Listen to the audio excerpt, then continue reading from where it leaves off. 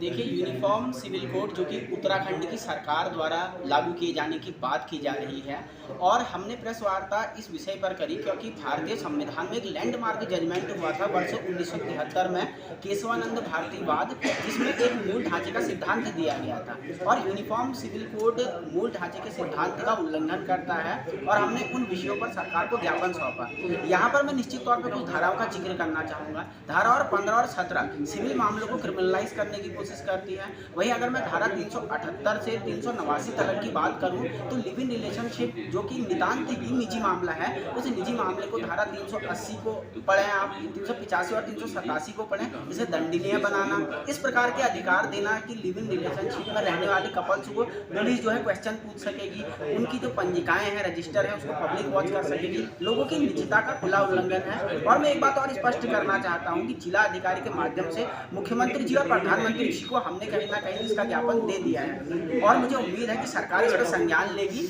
लेकिन अगर सरकार इस पर संज्ञान नहीं लेती है तो भारतीय संविधान के अनुच्छेद 236 या भारतीय संविधान के अनुच्छेद 32 के तहत हम हाईकोर्ट या सुप्रीम कोर्ट में से चुनौती देने के लिए बाध्य होंगे और मुझे कोई संदेह नहीं कि जो प्रावधान मूल ढांचे सिद्धांत का उल्लंघन करते हैं इन्हें रद्द किया जाएगा और राष्ट्र नीति इसके लिए प्रतिबद्ध है।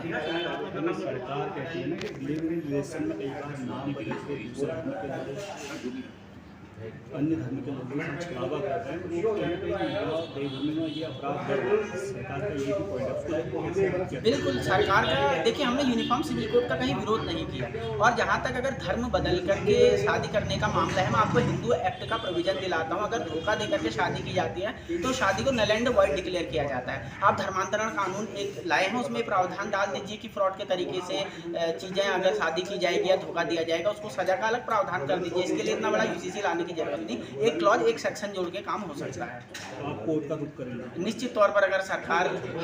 हम सरकार से युद्ध नहीं चाहते, पहला हम यूसीसी का समर्थन करते, युद्ध भी नहीं चाहते, लेकिन अगर मूल ढांचे को चुनौती दी गई तो कोई विकल्प नहीं होगा। चलिए, धन्यवाद।